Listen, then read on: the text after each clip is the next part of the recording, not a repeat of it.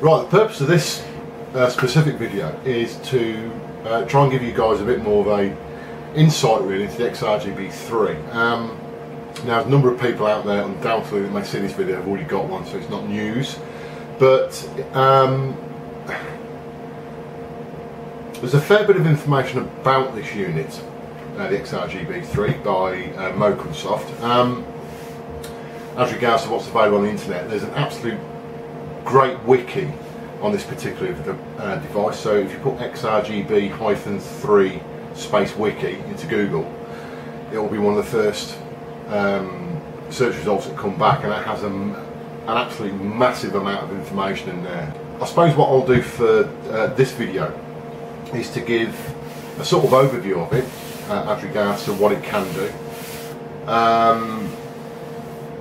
Also together with some of my own views on the way that it functions, and hopefully sort of sum it up with a bit of footage. Now I'm not sure how that's going to actually come out. I'm going to try and capture it digitally as regards to using a capture device, but just give you guys a bit of a sort of insight to what it actually looks like. It's always quite difficult to do that, especially when you're uploading videos to YouTube with video compression and so forth, and you won't necessarily see all the major benefits that the XRGB-3 can give you based on the style of video that you've got to upload. But I'll see how I get on, and I'll try and get some decent footage up to show you guys.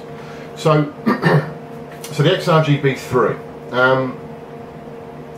okay, to cut a long story short, it is a line doubler stroke scaler. It will take various kinds of input. It will take a 240p input, it will take a 480i input, it will take a 480p input, and it will also do pass-through via DVI from a PC, for instance, even though it's not recommended to do that, but it can do that. And it will also act as a transcoder, so you can connect a VGA connector to it from something, I don't know, say like a Dreamcast. So that'd be outputting 640 by 480. Is that you can take that through the XRGB-3 and you can output it as a DVI, so it will convert it from analog to digital. It's got two basic modes to it. I'm going to try and explain this in the best way that I can. The actual design in XRGB-3 is based on a programmable chipset, and in the chipset that comes with the XRGB-3 you have several banks that you can fill up with certain bits of code for all intent and purpose that can do various different things. Now two of those banks are called B0 and B1. I think it goes B0, B1, B2 and B3. I think B3 is the highest. So I think in total there's 4 different programmable banks that are available. So you could get, it could do 4 different types of things. Now the difference between B0 and B1 is that B0 is the scalar engine. So you could input something like a 240p feed from a PlayStation 1, for instance, or a Super Nintendo, and it will enable you to upscale it up to 19, let's just verify this, I always get this mixed up. It will upscale to a maximum resolution 1920 by 1200. B0 will do the scaling for you, so if you want to get that scaling up to the native resolution of your monitor or your TV or whatever, you could use B0. Now to do that, to do the scaling side of it, it has to introduce some form of processing to the image from the actual source to get to the scaled image. That induces lag, processing lag, and it's up to about 2 frames of processing lag, which isn't a great deal. It's certainly not the worst out there.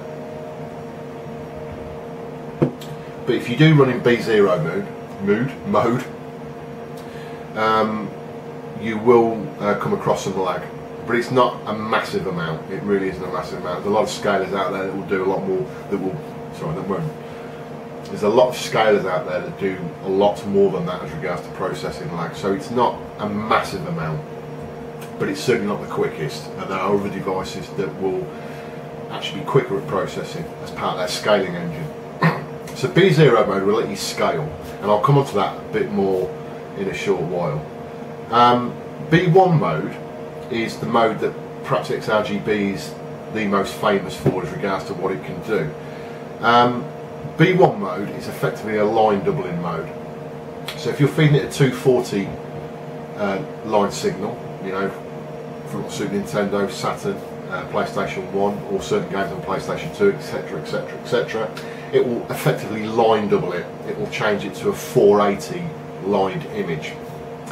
Now, what that also enables XRGB to do in B1 mode is apply scan lines. It's got its own inbuilt scan line generator, you know, much the same way as the SLG in effect, and actually before the XRGB-3 came along, this was the only device, or the XRGB range from the XRGB-2 plus onwards were the only devices that actually enabled you to simulate scan lines on another display, you know, LCD, plasma, whatever.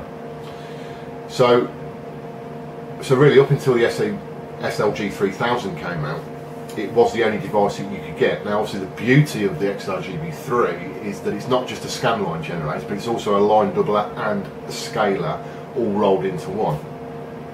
Now, what you can't do is you can't apply scan lines in the B0 mode, so the scaling mode. It won't allow you to apply scan lines. So scan lines are only applicable to B1 mode, and you can select the modes through the menus, so you can tell it what type of functionality you want it to be using at that point in time. Something else special about the B0 mode, and again, this is, I suspect this is the only device that allows this to happen. I'm not aware that any other device will give this amount of, sorry, wrong words, not amount of, but lack of lag, is that in B0 mode, when it's line doubling, it is absolutely virtually no processing is being done as regards to lag. So you don't get no lag from any processing that's being done, because it literally takes the 240 lines, it just doubles them up, so it doesn't actually do any real video processing, and it's near enough lag free. It's the quickest you're going to get on an image, sorry, on a device that does line doubling, as regards to any processing, or certainly any lag or lack of lag. It's the quickest device perhaps on the market. I'm pretty sure it is the quickest device on the market for that specific process. So the fact that you can feed it an RGB signal via SCART, for instance, of a 240 line video signal, it will line double it, and you can also add scan lines, and there's virtually no lag to it. Now, I don't think it's actually a zero processing time, but it's something so minute you'll never pick it up. It's as lag free as what you're going to get, you know, as opposed to using a CRT, which you don't get any lag with CRT TVs or monitors.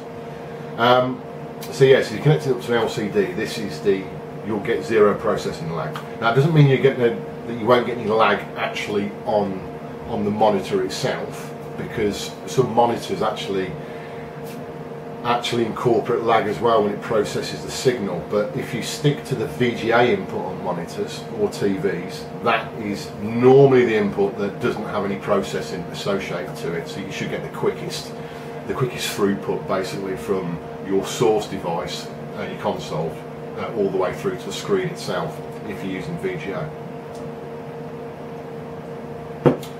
The biggest difference between the XRGB-3 and previous ones is it will take a component input, but not only component, it will be progressive.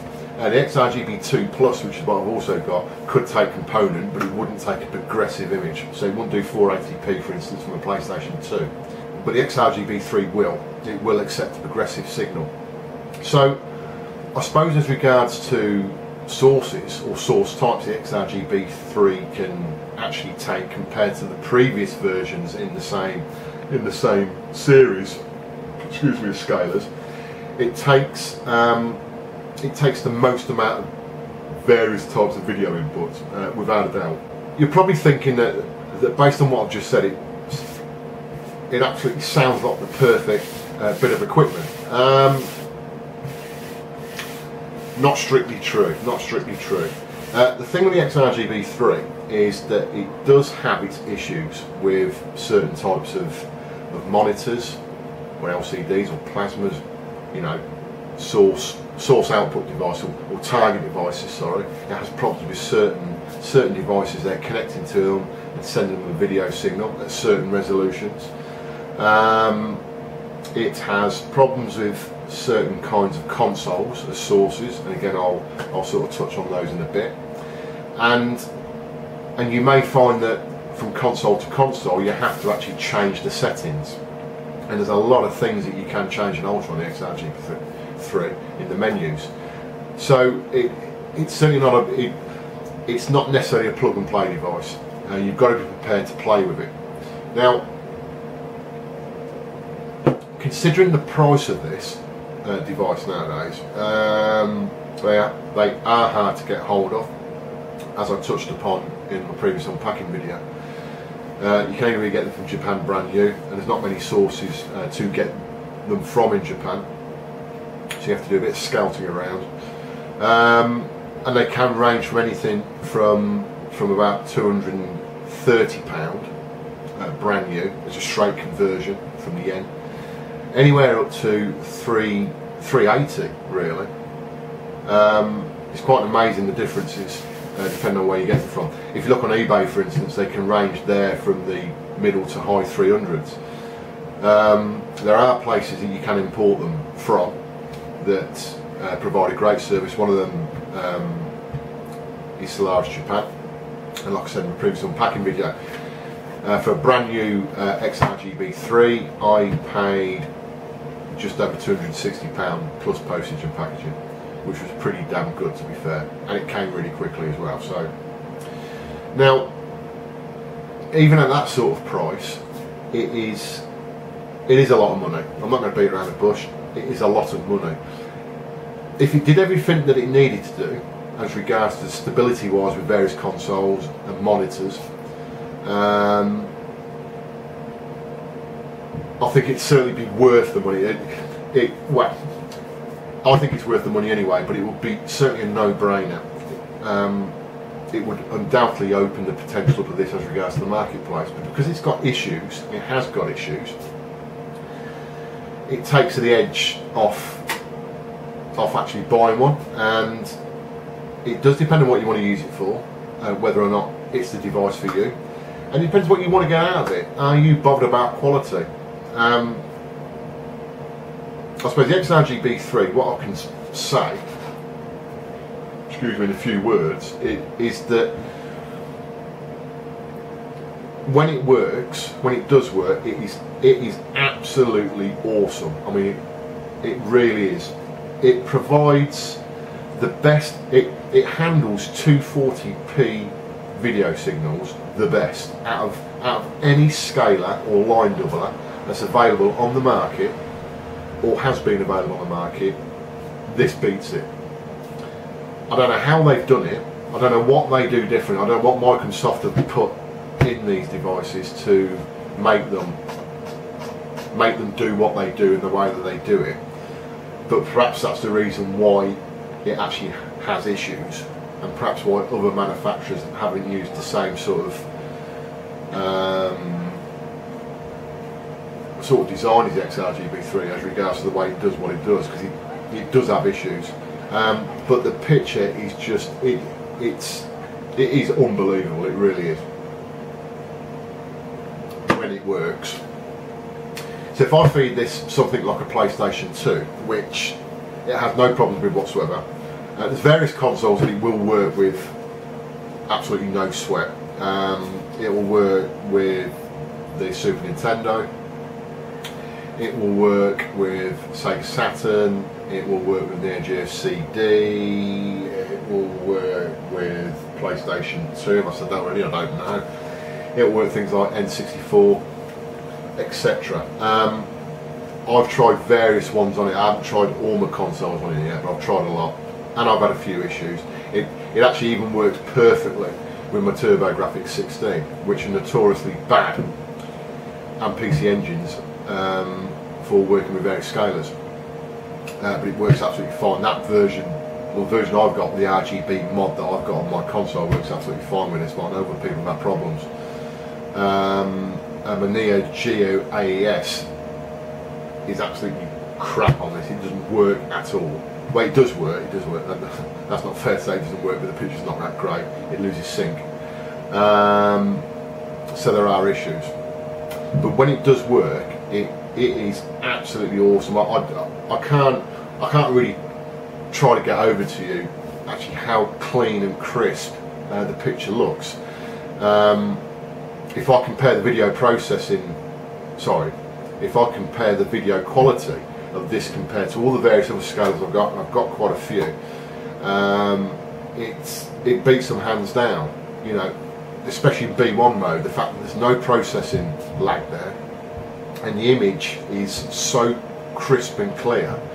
You know, forget about Scanlines, yeah, because we've got XRGB-3 for that. So I'm not going to go too much into the Scanline side of it, because Scanlines are Scanlines, but the actual image quality, so if you remove Scanlines, it is really, really clear. Now, in B0 mode, it's even better.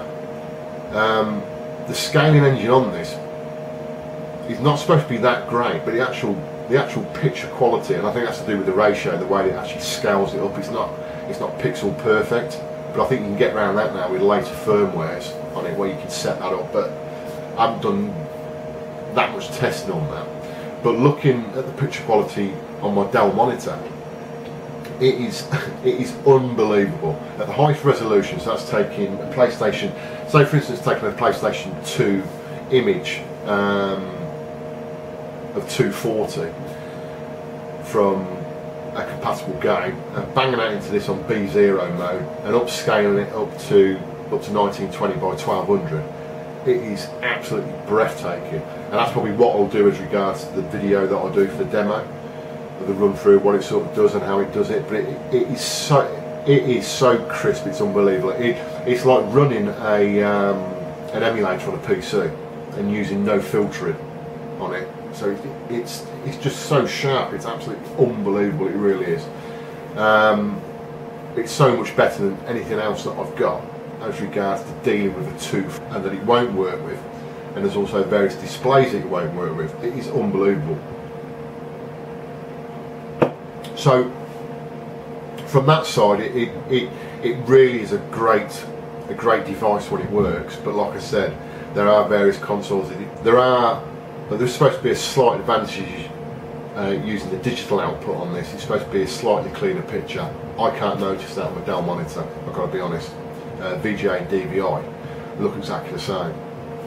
So I suspect that's down to the actual screen as well, whether or not you get a clearer picture. But I can't see a clearer image. I can't see it being clearer on DVI as opposed to VGA, so it doesn't really bother me, to be honest. It's fairly easy to get this to be stable on a HDMI or DVI output, but you've got to feed it through another device, another processor. So just for connecting this straight to a target monitor or so forth, and if we take a PC monitor, you'll probably find that PC monitors will give you less stress than what a normal sort of LCD TV will do. PC monitors can normally handle a bit more as regards to various resolutions and so forth over and above a normal TV. So perhaps one of your best bets, if you get that an XRGB, is to have a good monitor and use it on that. I mean, it'll probably be fine on your TV, but you can't guarantee that because even on TVs, there's various qualities of the VGA input even, and you can't even guarantee it'll work on that. And actually, if you look at the wiki of the XRGB-3, there's a bit of a sort of summary at the bottom about various screens and how this actually worked for those various screens, whether it's DVI or VGA input on what certain resolutions were. So it will give you a bit of a guide that there are issues out there, and obviously that list is nowhere near exhaustive, but it gives you a bit of an idea that they're not straightforward sort of plug and play, buy it, expect it to work on either your source device or your target device. Right, just before I do a sort of bit of a overview of the actual XRGB-3 as regards to the ports and the connection methods that you can use on there, and all and basically what the box looks like, and just going through the various inputs and outputs etc. on it. Something that's probably worth mentioning, and this is to do with the possible issue that you can get with the XRGB-3 and various source devices, is that the XRGB-3 seems to respond better if your console is outputting a composite sync signal. Now, most SCART RGB leads are wired for composite video sync, which is different than straightforward composite sync. Now, something you can use to try and get around that is the sync strike, which I've reviewed on a previous video.